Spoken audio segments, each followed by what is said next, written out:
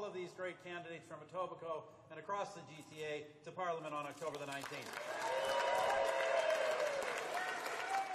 Conservative leader Stephen Harper attended a rally in Etobicoke in the dying days of the election campaign. He was there to support local candidate Ted Opitz. Also on hand were the infamous Ford brothers, who also call Etobicoke home.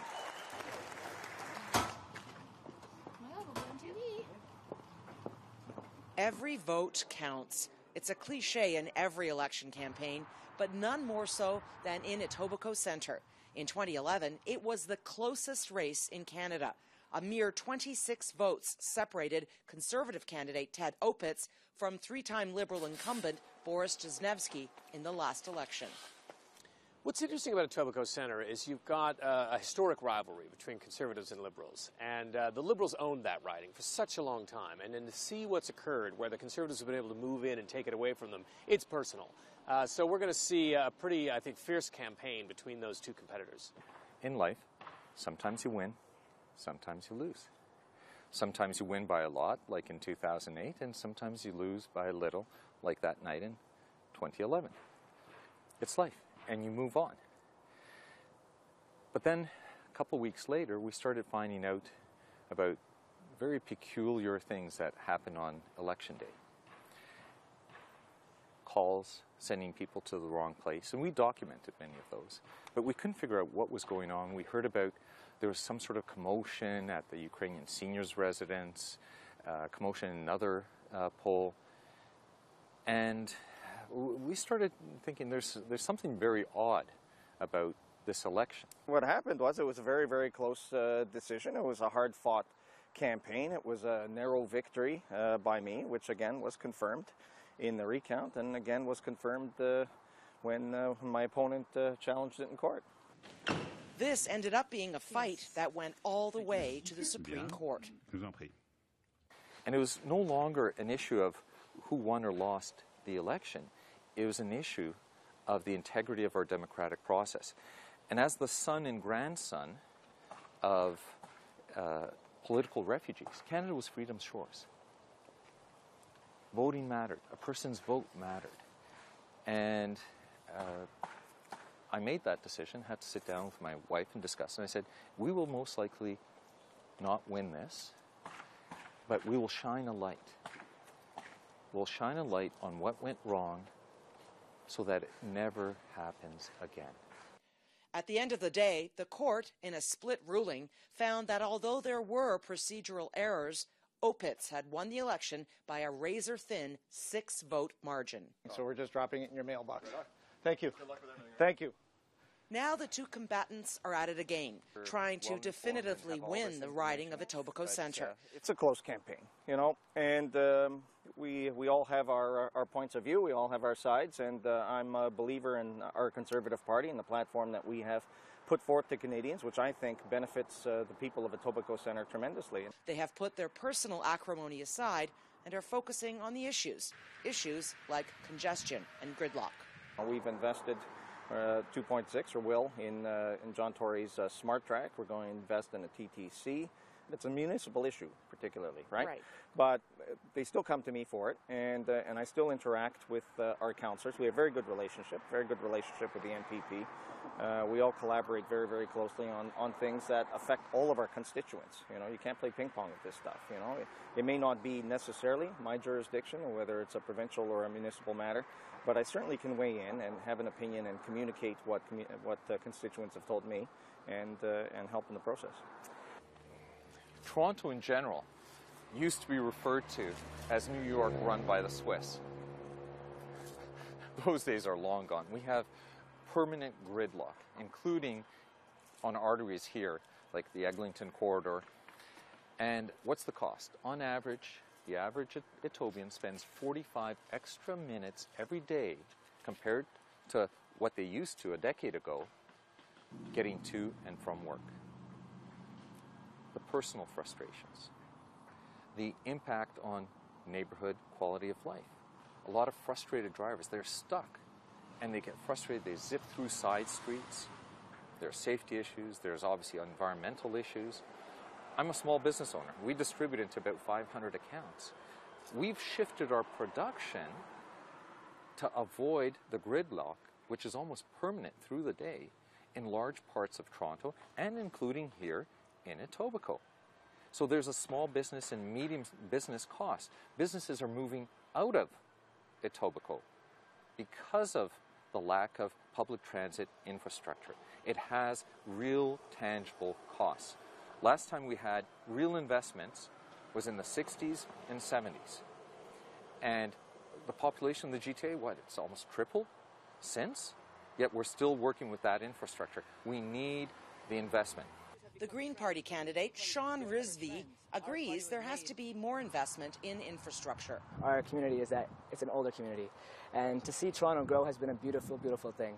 But when a city grows, it needs to adapt to the growth. And I think one thing that hasn't been done is investment in the infrastructure to support that growth. So Etobicoke Centre has been able to keep its cultural values and keep the way it is, but one thing we haven't done is invested and been proactive in ways to ensure that we're reducing the flow of traffic, reducing these, I would say, contradictory new improvements that have been made that have slowed things down, some people would say. Naturally, traffic and gridlock are top of mind for many voters in this Toronto riding. But there's traffic of a different kind that has many people worried in Etobicoke Centre. And I'm talking about traffic up above, nighttime air flights. I knocked at a door of a young mother. It's about 10 o'clock, and she came to the door, and she looked absolutely exhausted. And I said, oh, probably a bad time. She said, no, I want to talk to you. I couldn't sleep all night. She had her baby in her hands. And I said, the baby sick? She goes, no. Every 10 minutes, those flights above our house, the baby was crying, I couldn't sleep. My husband had to go to work. We can't live like this. That's the problem. So people moved in here. There were no night flights. So this is something new. And it's really upsetting when they start happening every 8 or 9 minutes through a night. Now, originally the thoughts were that those flights would take place over industrial areas of Etobicoke. But when there are crosswinds, guess what? They get redirected onto other runways, and they go right over neighborhoods such as this. Tanya DeMello is running for the New Democrats in this riding. She says the incumbent has let constituents down when it comes to limiting night flights. There's been an increase in those night flights under the Conservative government, and what is important to note is it was the NDP that put forward a motion to stop the increase of night flights. And the Conservative government responded by going in camera. And so the entire process, the discussion, the votes was all done in secret. It's not revealed to the public. But they came out, and all of a sudden we have a 20% increase in night flight. The argument that I make that I think is very important to the residents here is we need to look at what other airports are doing. Is this something that can't be avoided? It's the economy. This is the year 2015. We have to accept it? In fact, no. Heathrow, one of the biggest airports in the world, we pale in comparison to Heathrow, has only 16 night flights. Etobicoke Centre has 38.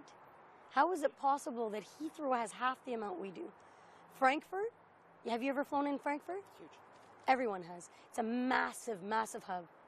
They have 0. So my answer to people is the reason we have these night flights increasing is because we don't have strong representation to stop them. Your opponents say that you've let your constituents down when it comes to night flights. How do you respond? Not at all. We've worked very, very hard on that. The Honourable Lisa Raitt, Transport Minister, I've brought 2 ministers into the riding to discuss the issue. I've brought a lot of study on it. The minister has just recently, before the House recessed, announced a new strategy between NAVCAN, GTAA, and all stakeholders in the industry to work on noise mitigation strategies. The airport's a reality. It's an economic driver in the area. We have to live with that construct, and a lot of people in Etobicoke Centre work at the airport, so there's a lot of jobs. But at nighttime, I hear the people loud and clear. Depending on the routes and the winds, sometimes planes fly over people's homes, and when it's in the dead of night, it can be very disturbing. So we're working very hard to mitigate that. I know GTAA is working very hard to make sure that the aircraft that fly over are in compliance with noise regulations. And the process is continuing going forward, but I would remind you that it wasn't this government that put that agreement into place. It was a previous Liberal government that had done that and signed the agreement for the night flights in the first place with an escalator clause. But your opponents would say that you've increased the night flights. Because in part of that agreement is an escalator clause depending on how GTAA matches its objectives. They haven't gone up that much, but they've gone up. Etobicoke Centre consists of many European immigrants. A good percentage are from Ukraine. When Mr. Harper said at the G20 to Mr. Putin, I guess I'll shake your hand, but get out of Ukraine, Ukrainian Canadians, of course, love to hear that. But what did Mr. Putin do? He smirked. And what Ukrainian Canadians know and understand is the political culture of the Kremlin. And this is something that's so difficult for the West to fully comprehend, that Putin can send his minister Lavrov to engage in false diplomacy and smile away while that's taking place. When he's rebuked by Western leaders, he smirks. There's only one thing that Mr. Putin understands, and it's strength. And that's why he smirked when Mr. Harper made that statement. It was almost like I could imagine what, he didn't say it, but what went through his head. What are you going to do about it? And we really haven't done anything about it. At a certain point, if you talk tough, there have to be deeds. It can't just be words. They have to be followed by actions. Ultimately, what Vladimir Putin is doing in that region is wrong. It's illegal. It's internationally illegal. Annexing Crimea, taking territory from a sovereign nation, doing what he's doing in the east part of Ukraine and Donbass right now with Russian forces and the rebels is horrific of what has happened in that region. And the Ukrainian people have a right to a free and democratic Euro-Atlantic democracy in a country of their own. Is the Harper government doing enough? Yes, we're doing everything we possibly can do. We've sanctioned well over 280 people and entities. We've given 30,000 sets of uniforms, 70,000 sets of boots, night vision goggles, by the way, which were absolutely instrumental in helping win a battle on June 3rd. And that's their generals telling me that. So this is, and of course, it's not just about the military. It's also about institution building. We've given an awful lot of money to help combat corruption. We've given an awful lot of money to help rebuild the police force and other critical government institutions that have been left to languish for 25 years. And I'm very proud. And we have 2,200 Canadian soldiers right now training Ukrainian soldiers in Ukraine. With many immigrants from Eastern Europe, the people of Etobicoke Centre are also very concerned about the Syrian refugee crisis, especially since the Globe and Mail revealed Prime Minister Harper personally intervened in the processing of refugees. I don't believe that we've ever seen a situation like this. We all know Mr. Harper is a micromanager. He doesn't allow his ministers to make any sort of decision. But to actually take over files, to review people's refugee status and whether they should, my goodness. How can you run a country of 35 million when you micromanage to such a degree? It explains why he lost all of his top ministers. How can they function under that management style? And what's the end result? These are some of the most destitute people on the planet. These are people who are confirmed, verified through UN agencies who specialize in this. And yet, Mr. Harper, because he has no trust of the UN, he has no trust of his own departments, he has no trust of his own ministers, decides he's going to take over the files. And then the question arises, how is he responsible for the mess that we currently have? I'm somebody who's worked at the United Nations with refugees, and I have to tell you, so I worked in West Africa, Colombia, and at the headquarters in Geneva. And the first thing I need to say is that it's outrageous that we didn't take in the refugees that we were meant to, and that in my mind we were obliged to, given that we are a country that can take in and has taken in people in the past, and given that we're talking about a crisis where people are literally dying by the millions. To now learn that Harper has concealed, interfered. The sad part is it's not even surprising to me because this Conservative government has been one that has consistently interfered with the democratic process, and worse yet, than hidden and concealed that kind of scandal. We make no apologies for looking after the safety of all Canadians here at home. And that's not just physical safety, but it's also health safety. You have to look into all of those issues as well. So I think we're doing the right thing on that file. Since 2009, we've brought in over 23,000 refugees. Canada's always resettled 1 in 10 refugees around the world. We've been a generous country. Look, I'm a product of that. You know, my parents came at the end of the Second World War, and if it wasn't for Canada's generosity then, I wouldn't have had the honor of growing up as a Canadian or serving in this country's army. Etobicoke Centre is a prosperous riding, with the average family income sitting at around $120,000 a year. Residents, though, are still concerned about the economy, especially when it comes to youth unemployment. Like, I'm looking for a job to get into, like, my career, and there's not a lot of options out there. There's job fairs, but it really doesn't make much of a difference because the people that go to the job fairs, it's so sporadic. To get into, like, I'm trying to get into, like, a professional career, and you go to the job fair, and I would say 80% of it is actually based on, like, laborer work.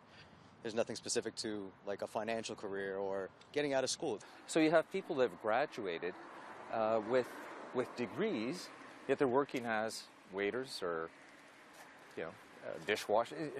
Come on.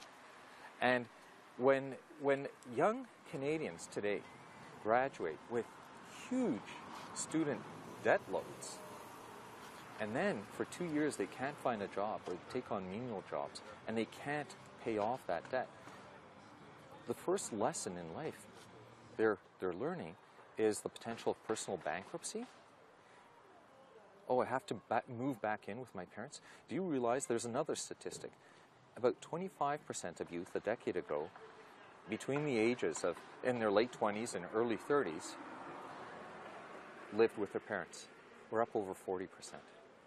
Young Canadians are moving back, and what's happening? They're delaying the next stages in their lives.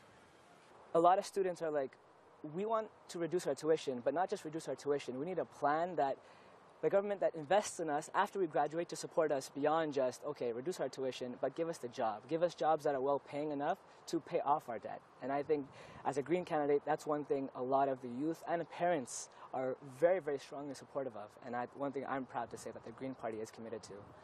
Well, first of all, you try to create a strong economy and you create the conditions. When you create a strong economy, then you create the opportunities because businesses grow, businesses need more people, and businesses look for opportunities to hire. It's tough all around. It's tough all around Canada for the youth in particular because their unemployment rate's a little bit higher. And trying to get, you know, that CV, trying to get something on a resume to get hired is tough. I try to help kids all the time myself. I can tell you what I do. You know, I've spent a lot of time with kids in running, at-risk kids, kids in university, kids in college, try to help them shape, you know, some sort of a strategic focus on how they approach their education, because that's you know, I graduated in English and political science, and today I'll tell you, if I graduated to that today, it'd be very tough, right? So where are the jobs? You know, they're largely in the skilled trades. You know, some of the most applicants to community colleges right now are people with master's degrees. Right? So we have to relook at that. That's also, our provincial partners have to do much better in education. The first thing that the NDP would do is invest in youth jobs. So we've lost 60,000 jobs under the Harper government. And I'm working at a university in Toronto, and I can tell you this is the #1 concern of students. People used to talk when I was younger about debt and how you would pay it. They're not even there yet because they are terrified that they won't have a job. I have students getting master's degrees that still can't work. It's terrifying. And so what we've said we'd do is we would invest into youth employment, both in terms of massive funding, but also to increase 40,000 jobs for youth. And the mechanism, I think, is important. It's a very interesting mechanism. It's that one of the ways we would start is by having internships for youth within the federal, provincial, and municipal government. So, pardon me? Paid. And the second part, which you've said that's so important about being paid, is that we want to stop unpaid internships. So the NDP has come out very strongly, and Tom Mulcair has come out strongly against the fact that so many young people are expected to work in internships with no salary. It makes no sense. It's telling them to get a job, you have to work for free, and if you don't work for free, you'll never get a job. It's a terrible cycle. But seniors are also concerned about their own circumstances. there is a large proportion of retired people living in Etobicoke Centre. I'm senior, so my concern, they never increase my pension. So everything increased except the pension. For the last 10 years, you only get a $1 of increase. Well, I'm a senior. What else could I ask for? More money. What's the money like? What's the money like? Not very good. We want to see what we can get. And I don't know, right now everybody's talking money and they say they don't have it, and then others say, oh, we got lots of it. So I still haven't made up my mind. That's about all I can tell you. I'm hoping for something more for seniors because there's a lot going to the kids.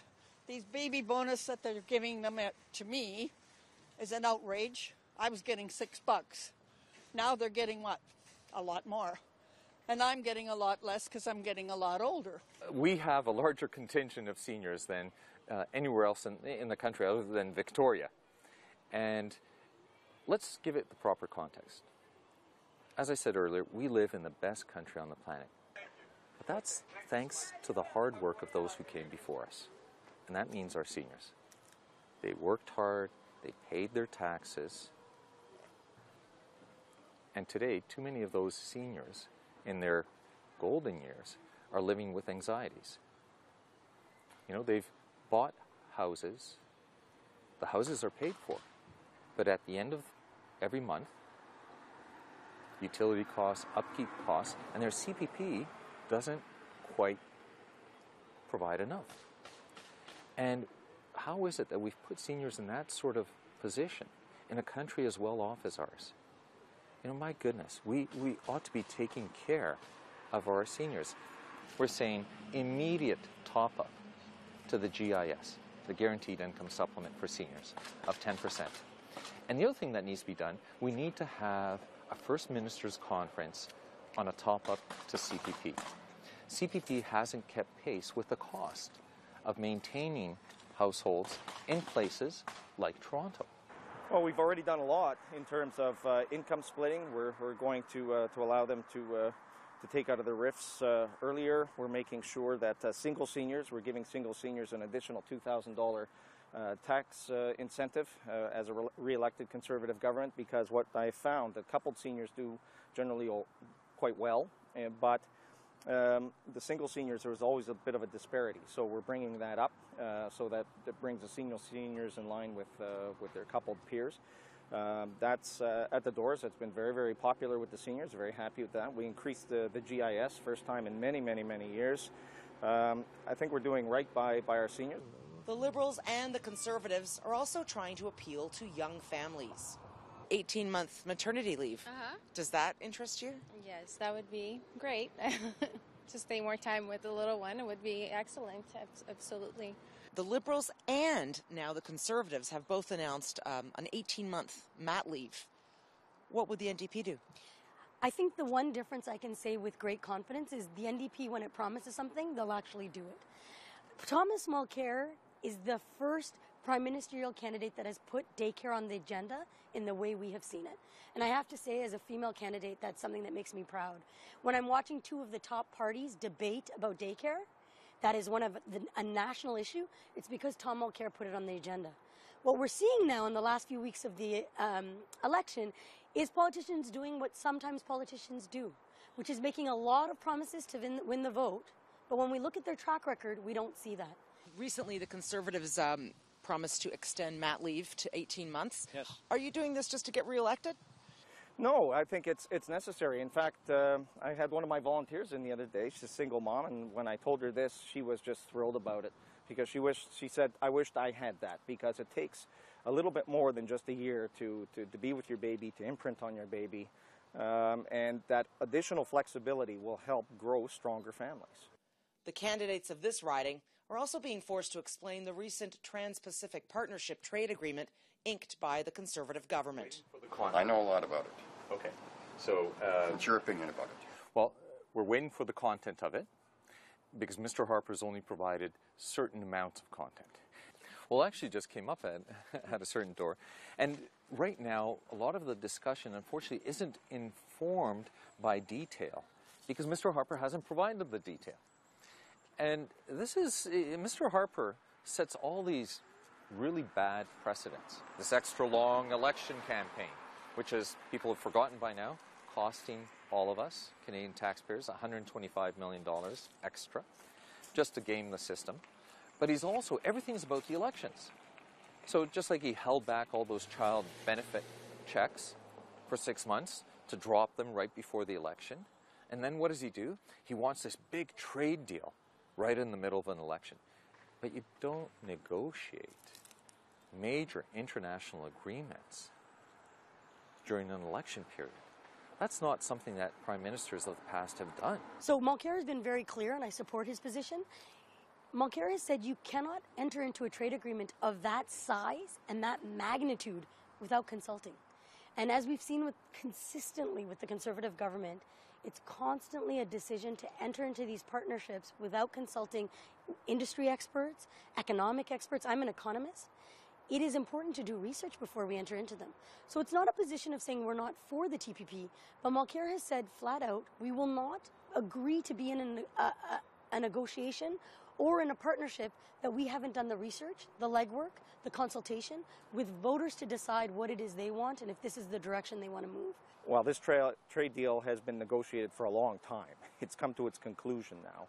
I don't have to defend it. I support it. This is a fantastic opportunity for Canada. We have access to 60% of the world's economy. You know, 800 million people. We're part of a trade deal of 12, bigger than it's ever been. It takes NAFTA to a whole new level with our NAFTA partners.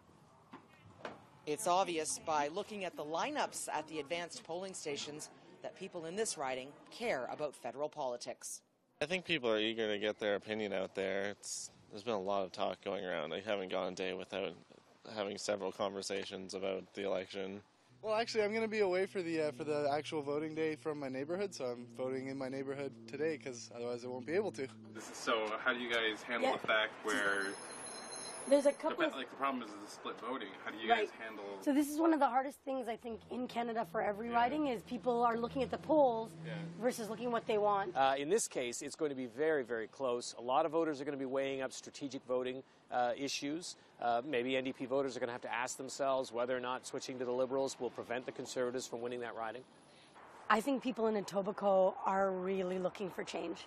They are exhausted of the same kind of politics of having people constantly promise stuff at elections and then feeling like those people aren't delivering. So what I'm hearing at the doors is that people want change in government and they're not seeing either candidate as change. And initially I think when it was between just the two of them, there was a sense of real dissatisfaction with the Conservative government and the Liberal candidate seemed like the right choice. But now what I'm hearing more and more is having a credible alternative is something that people are very seriously considering. You know, this job is not just being a member of Parliament, it's a service job. The job is intended to serve all the people of this community, and that's my job, is to look after them as best I can. And it would be an incredible honor to represent us once again in the House of Commons and to represent the community here. Okay. Thank you, sir. Thank you. All the best. Take care. There is one more candidate to tell you about in Etobicoke Centre. He is Rob Wolven, and he is running for the Progressive Canadian Party. From Etobicoke, I'm Larry Batista for CPAC.